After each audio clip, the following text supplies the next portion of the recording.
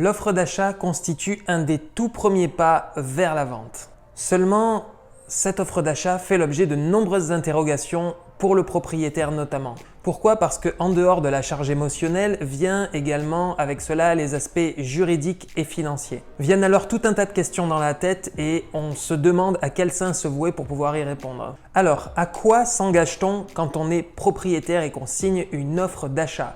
À quoi faut-il faire attention? Et enfin, peut-on se désengager? Si la question vous intéresse, alors vous êtes au bon endroit.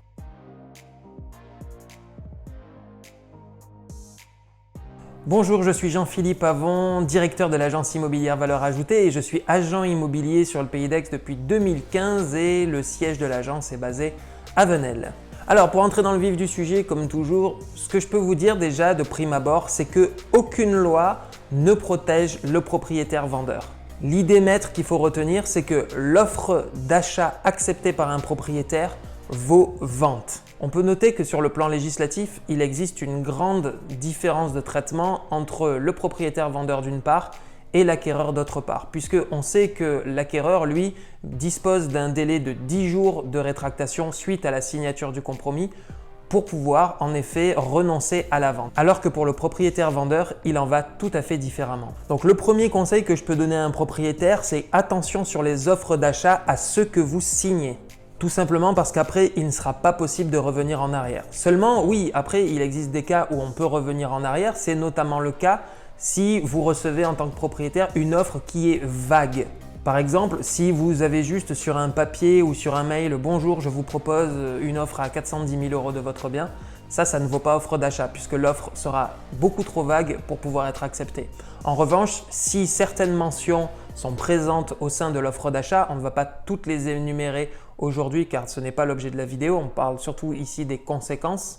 Eh bien, il faut savoir que vous serez engagé si l'offre est suffisamment précise. Il y a également possibilité de se rétracter en tant que vendeur lorsque par exemple il est mentionné dans l'offre d'achat une certaine part d'apport qui est prévue au départ et au final la personne décide de faire un autre type d'apport. Par exemple, si la personne dit au départ « moi je finance le bien avec un apport de 300 000 €, il se trouve que si le jour du compromis il s'avère que la personne déclare 30 000 € seulement d'apport, eh bien vous serez en droit de refuser en tant que propriétaire. Parce que ce qui est cité le jour du compromis ne correspond pas à ce que vous aviez signé au préalable dans le cadre de l'offre d'achat. Souvent dans une offre d'achat, il n'y a pas trop de doute sur le nombre de détails qu'elle contient. Seulement, moi, là où je vous invite à faire attention, c'est surtout, comme je vous l'ai précédemment énoncé, sur la part d'apport et la part de crédit, puisqu'on sait que les finances sont le nerf de la guerre et c'est là souvent où les dossiers peuvent pêcher. Donc il faut être très vigilant sur cette partie-là précisément. Alors sachez en dernier lieu qu'il est également possible de ne pas faire d'offre d'achat ou de ne pas accepter d'offre d'achat et d'aller directement signer un compromis chez le notaire. Alors je rappelle que le compromis en droit français est un avant-contrat puisque on considère, en tout cas on dit que le vrai contrat grosso modo c'est l'acte définitif de vente et que l'avant-contrat, le compromis qui est signé, est un préalable à cet acte définitif. Donc il est possible d'aller directement chez le notaire sans offre d'achat acceptée si on souhaite absolument une exhaustivité de l'information au préalable.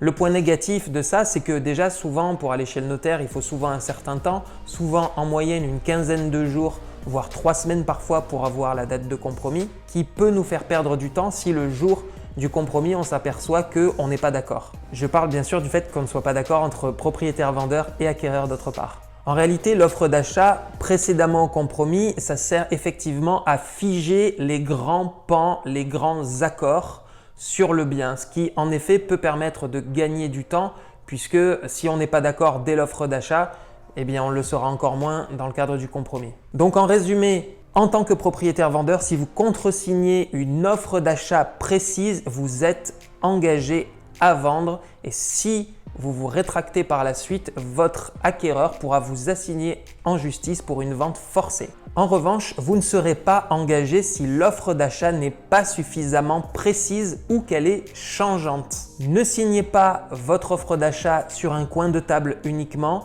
Prenez des renseignements auprès notamment de l'agent immobilier qui vous accompagne et vous pourrez tourner une page plus sereinement dans votre vie.